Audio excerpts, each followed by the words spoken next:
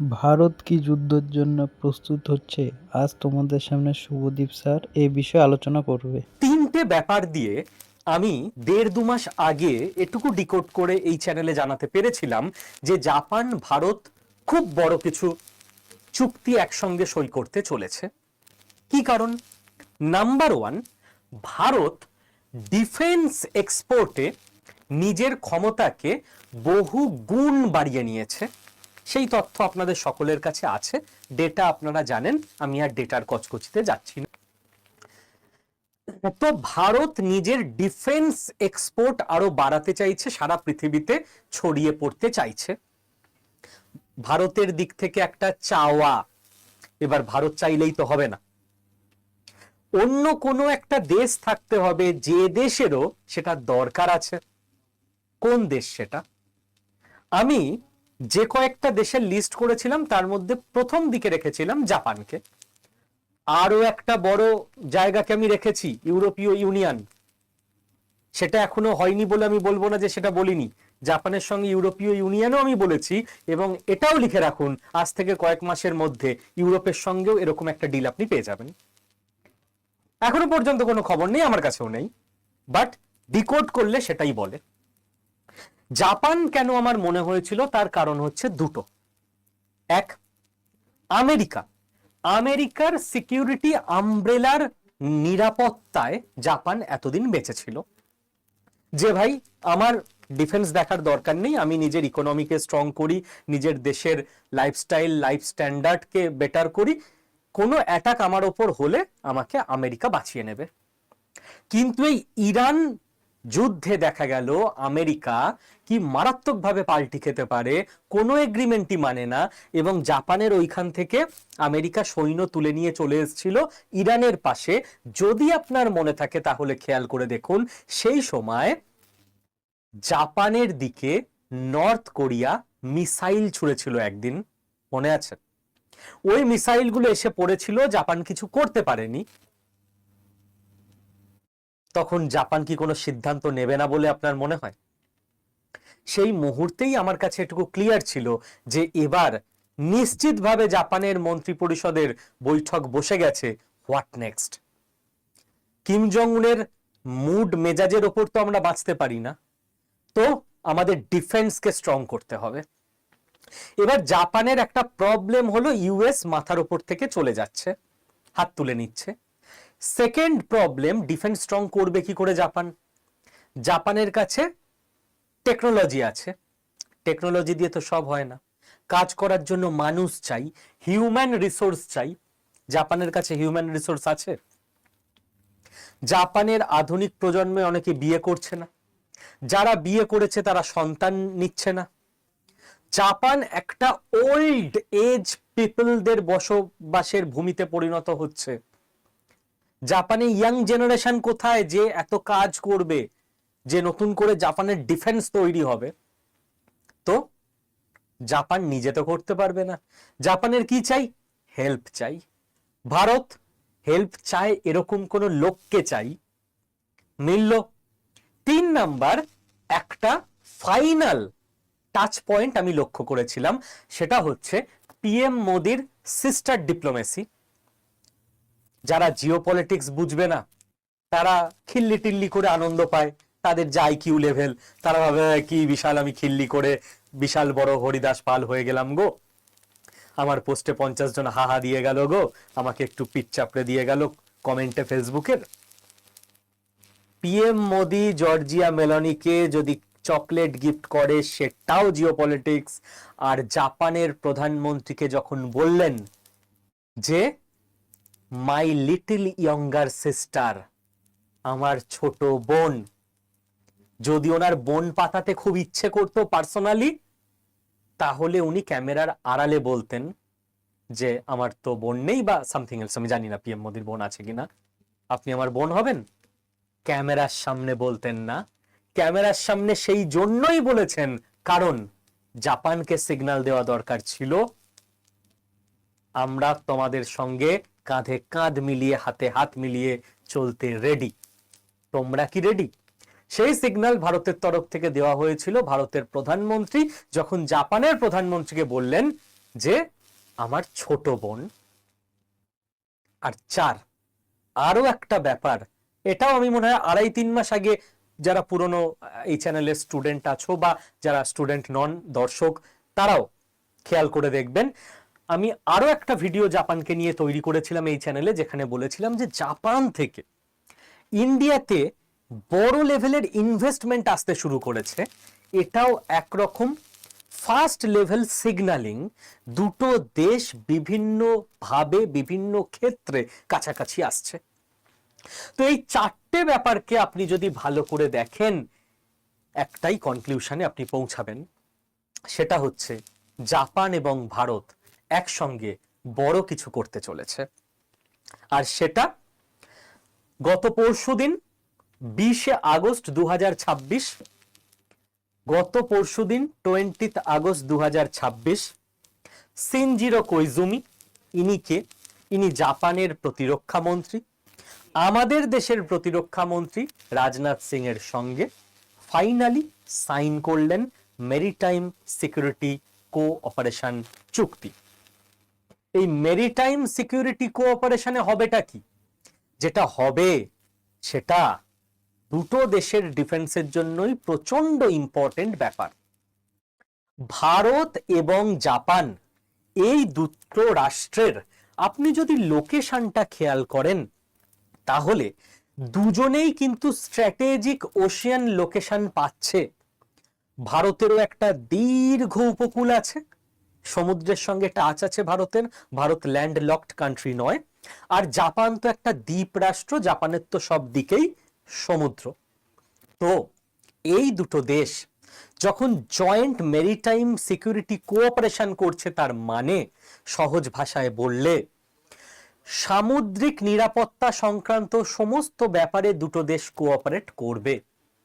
ভারতের কাছে সমুদ্রের যা যা তথ্য থাকবে সেটা জাপানকে শেয়ার করা হবে, এবং জাপানের কাছে যা যা থাকবে ভারতকে শেয়ার করা হবে।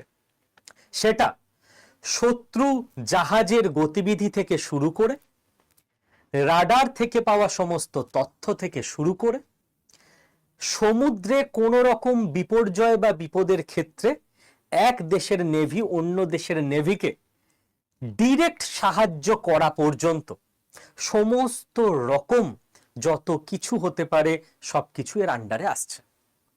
এবং আর একটা বড় চুক্তি এই মিটিং এ হয়েছে, সেটা হচ্ছে জয়েন্ট নেভাল শিপ বিল্ডিং। জাহাজ এটা যে অ্যাকচুয়ালি কতটা বড় এবং কতটা বিশাল, এর মধ্যে টেকনোলজি লাগে, মেশিন লাগে, যারা জাহাজ সামনে থেকে দেখেছেন তারাই একমাত্র বুঝতে পারবেন। এবং যত বিজনেস সেটা কিন্তু আন্তর্জাতিক ক্ষেত্রে আজও 90% জলপথে জাহাজেই হয়। ওই ট্রেন, বাস, ট্রাক ওই রাজ্যের থেকে রাজ্যে, জেলা থেকে জেলা ওইটুকুই ঠিক আছে। বাট আমেরিকা থেকে ভারতে কিছু আসবে, গালফ থেকে তেল আসবে, গ্যাস আসবে, সব কিন্তু ওই জলপথে জাহাজের উপরে ডিপেন্ডেন্ট। এবং নেভির গুরুত্ব কতটা আপনাকে বেশি কিছু ভাবতে হবে না, আপনি এটুকু বুঝে নিন।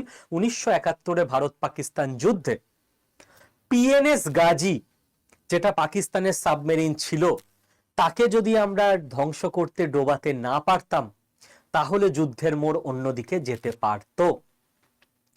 এবং আজও ভারত পাকিস্তান যুদ্ধের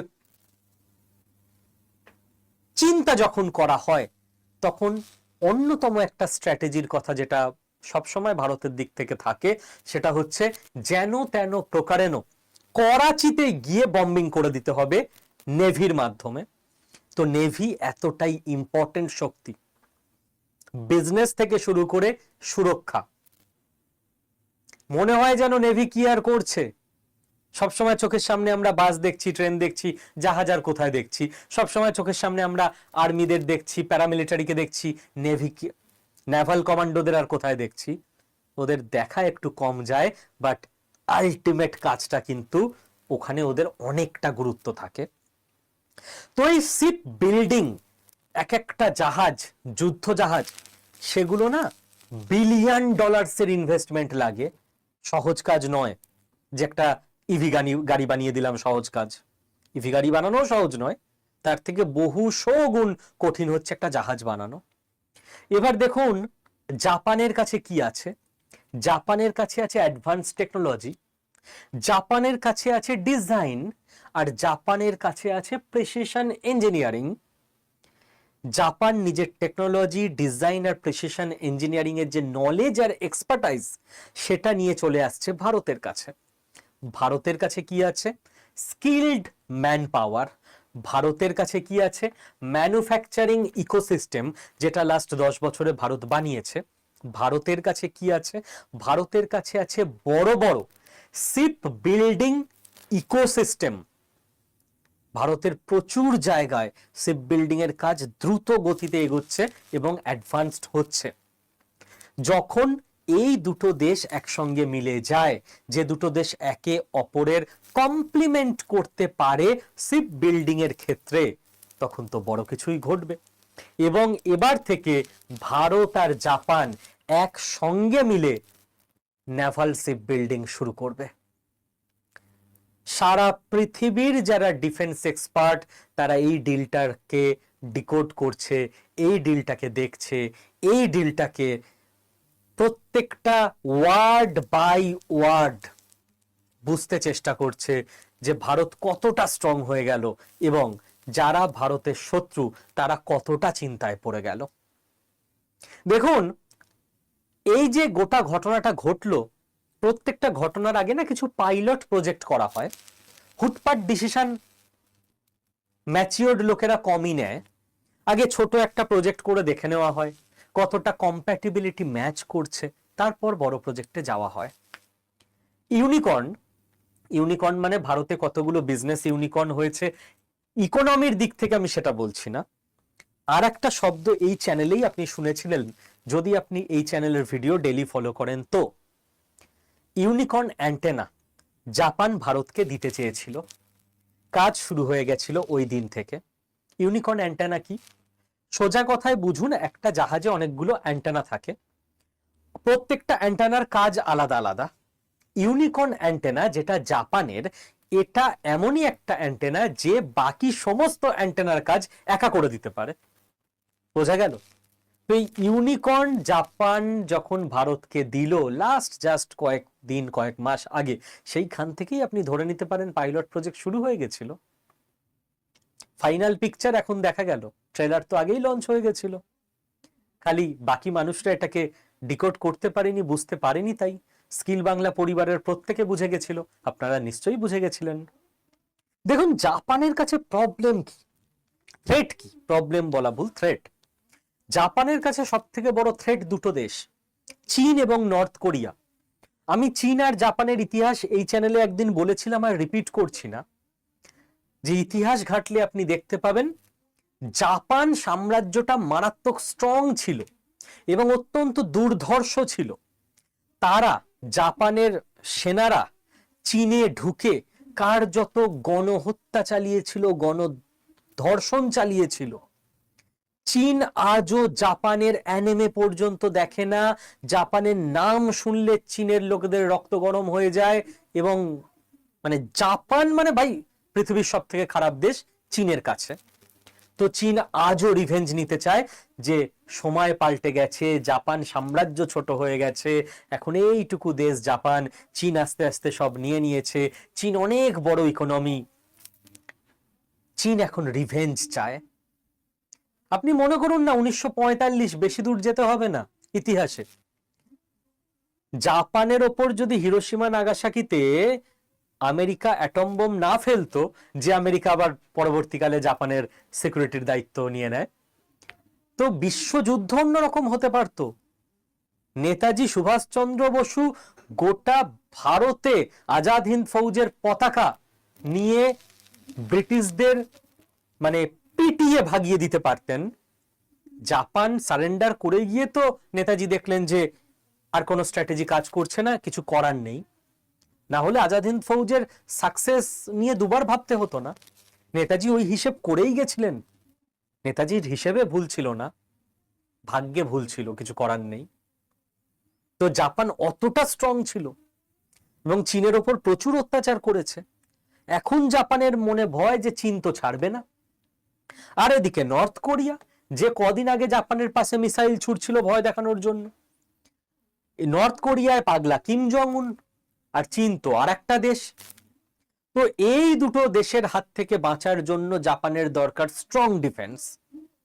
যে আমেরিকা স্ট্রং ডিফেন্স দিত তার উপর তো আর ভরসা করা যাচ্ছে না। তো জাপান মরিয়া ভারতের সঙ্গে একের পর এক ডিল করতে। ভিডিওটি তোমাদের কেমন লেগেছে জানাবে।